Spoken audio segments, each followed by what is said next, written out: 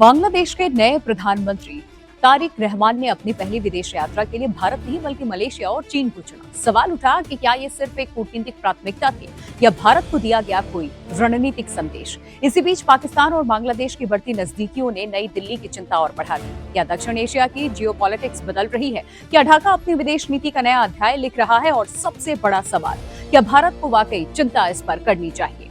1971 के मुक्ति संग्राम के बाद भारत और बांग्लादेश के रिश्ते दक्षिण एशिया में सबसे मजबूत साझेदारियों में गिने जाते थे। लेकिन अगस्त 2024 में शेख हसीना सरकार के पतन और उसके बाद सत्ता परिवर्तन के साथ तस्वीर बदलती नजर आई। पहले मोहम्मद यूनुस की अंतरिम सरकार और अब तारिक रहमान की नवनिर्वाचित सरकार के दौर में पाकिस्तान के साथ संपर्क तेज हुए। वरिष्ठ पाकिस्तानी और अधिकारियों की ढाका यात्राएं व्यापार रिश्तों में शिक्षा सहयोग, कराची ढाका सीधी उड़ान योजना और सांस्कृतिक साझेदारी जैसे कदम नजर आए। सिर्फ सामान्य रिश्ते नहीं बल्कि एक रणनीतिक बदलाव के संकेत थे ये।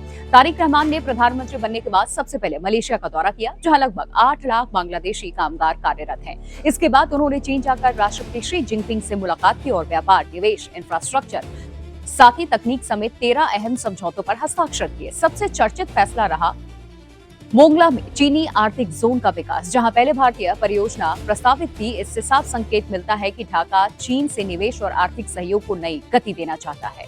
भारत ने तारिक रहमान को पहले ही नई दिल्ली आने का निमंत्रण दिया था, लेकिन उन्होंने उसे प्राथमिकता नहीं दी। हालांकि कई विशेषज्ञ मानते हैं कि इसे भारत विरोधी कदम कहना जल्दबाजी होगी।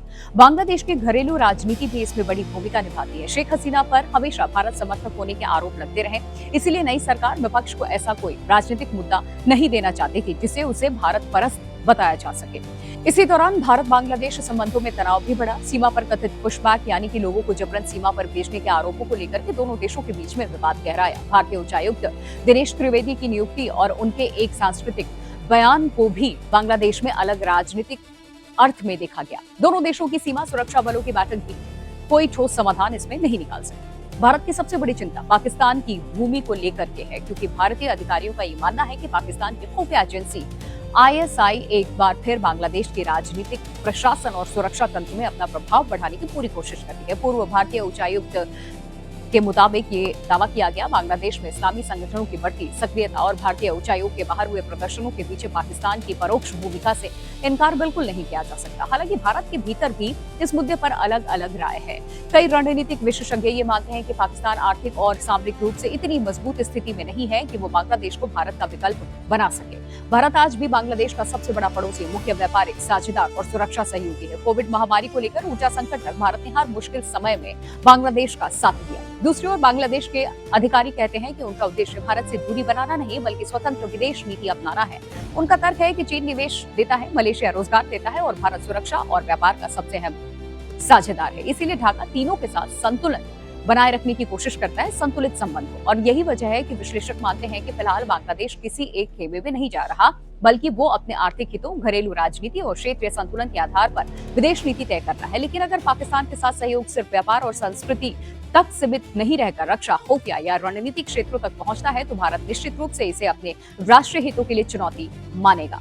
तो फिलहाल तस्वीर पूरी तरीके से काली या सफेद नहीं है। बांग्लादेश चीन से निवेश चाहता है, पाकिस्तान से राजनीतिक और सांस्कृतिक संपर्क बढ़ा रहा है, लेकिन भारत से रिश्ते भी तोड़ना नहीं चाहता। आने वाले महीनों में यही तय होगा कि ये केवल कूटनीतिक संतुलन है या दक्षिण एशिया की नई रणनीतिक धुरी बनने की शुरुआत। भारत के लिए सबसे बड़ी चुनौती होगी भावनात्मक इतिहास से आगे बढ़कर व्यवहारिक, संयमित और दीर्घकालिक नीति के साथ अपने सबसे अहम पड़ोसी को फिर से भरोसे के दायरे में बनाए रखना।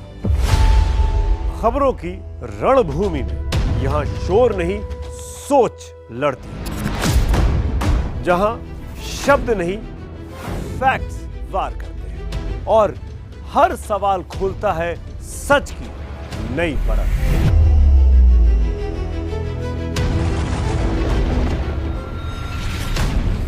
चक्रव्यूह आपके अपने सुमित अवस्थी के साथ सोमवार से शुक्रवार शाम 6:57 पर टाइम्स नाउ नव भारत पर।